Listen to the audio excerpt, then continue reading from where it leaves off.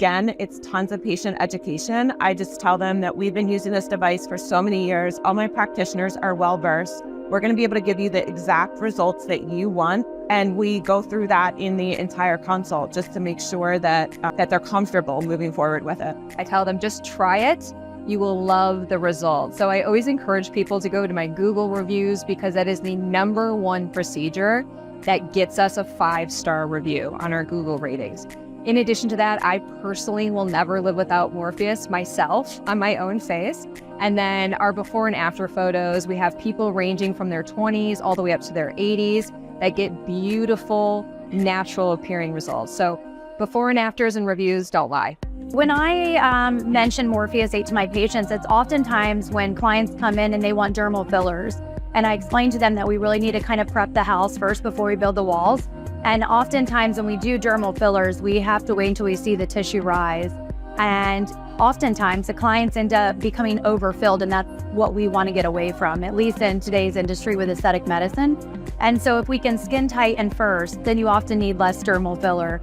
And when I convey that to them, they understand the importance of really prepping the strong foundation of the house, getting that collagen, that elastin rebuilt and firm, and then we can find contour with like dermal fillers or neurotoxin. I explain it in a way that is microneedling, where you're causing trauma to the skin so that the skin can heal and produce collagen. So if you think about yourself when you get a laceration or a little wound somewhere, your skin tries to repair itself. So same thing with Morpheus. We're utilizing different technologies to help boost that collagen and elastin peak in the skin. So it's trauma causing, but it's worth it. Well, I think with Morpheus, the technology's there, it's well known, people are aware of it. And again, if the right person uses that device with that individual, understands what they're trying to accomplish and what you can accomplish with that device, I think you can allay everyone's fears with regards to that. You know, a lot of the biggest concerns initially was about pain, and there's always been this misconception, but there are so many other things that you can utilize to decrease pain and to, again, get great results with Morpheus. And if you explain this and spend the time with people, you can allay those fears, and yet they can still see the great changes and benefits that you can get with skin aging and the improvement of such. Overall, it's a procedure that has very good results, can be repeated over time, can be delegated, so it's a procedure we love. We do have a lot of experience with Morpheus 8 in my office, so I like to think that we're very comfortable with Morpheus 8. We see great results with it. We can do it very comfortably. There's really little to no downtime, perhaps a day of some redness typically. So in terms of someone that's just uneasy about it, I think I can reassure them that it's really minimal downtime, and the discomfort is very manageable. Well, most of the times when you hear patients or anyone that's hesitant about it, it's because they hear about pain with Morpheus. Anytime that you're driving 24 pin needles or 40 pin needles to different levels, and it's also driving some radiofrequency, some heat at the tips, you know it's going to be painful unless you do your due diligence at numbing them. So most of the pushback I get from patients is like, oh wow, that's going to hurt. But the truth is that if you prepare your patient properly and you do the right things to numb them, they don't have to hurt. And it's crazy because even the patients that end up feeling some type of pain, although you don't want that to happen, when they get the results, they're still wanting to do more, which is tells you how well it's working. But the goal is to make that patient as comfortable as possible, giving them the best expectations, and then doing your job properly. So most of the resistance comes with them hearing, oh, that hurt. But so we as providers have to do a way better job of numbing them and set expectations properly. I think both of us, we've been providers for more than 15 years. I'm family practice. My husband's done anesthesia. He works with plastic surgeons. So we get to work on a different level as well, too. We really do sit back, talk to people, take their concerns, really think about it and address it. And honestly, we just go slow. If they're nervous, we just go slow.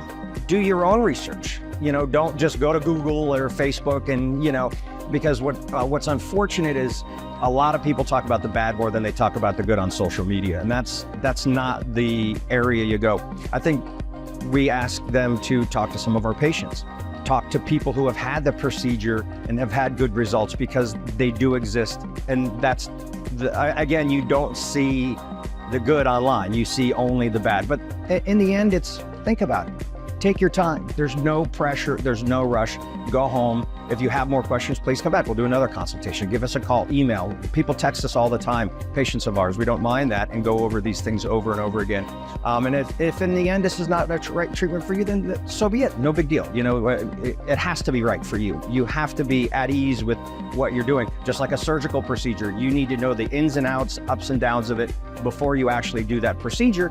And we're like an open book. Come in, talk to us. We have nothing to hide. We'll go over everything, and we'll go over it again and again until you are comfortable. Yeah, I would say almost exactly the same as if somebody comes in and they're hesitant about the procedure, it's what are you hesitant about? What are you hearing? And then when you kind of listen to what they're hearing about, then you can slowly kind of inform them and stuff like that as well. I don't push people into making a decision right away. So if they're hesitant, let me show you before and afters. Let me give you some research. Take your time. Come back and talk to me. And most of the time when people come back and they've talked to me or they've now talked to other people, then they're scheduling an appointment. So Morpheus 8 is something that works really, really well. Specifically for specific patients, I know when I see someone's face what I can do with the Morpheus. All I need to do is explain to them and educate them on what it does, the technology, their safety, all their studies, but most importantly, show them the befores and afters. I get things done, my staff members get them done, my front desk gets them done. Not only do they get them done, but in between patients, they're like, Dr. Lana, can you please Morpheus my face and my neck? So it's something that once they see that we really believe in it, they see our befores and afters, they see befores and afters of all our patients. It's really an easy way to educate them to say, this is something to use in our armamentarium to get you to your goals of rejuvenation, anti-aging, really bringing back the clock. We don't only want you to look younger, feel younger, but we actually want you to be younger. And by building collagen and building elastin, it's actually making us younger. Who doesn't want that? It is common, and it's a very realistic thing that can occur. So when I sit in the room, I spend a lot of time educating the patients, and I go through the entire consultation. I tell them that this is what my mom uses, this is what I use on myself, this is what my employees use. I show them the results, and I explain to them that there are things to look out for. Sensitivity, it depends on the person. So I would give them examples of what it may feel like, and we start slow. Every time we do a treatment, we start slow, let them see how they like it, and if they are able to tolerate, we continue. So it all depends.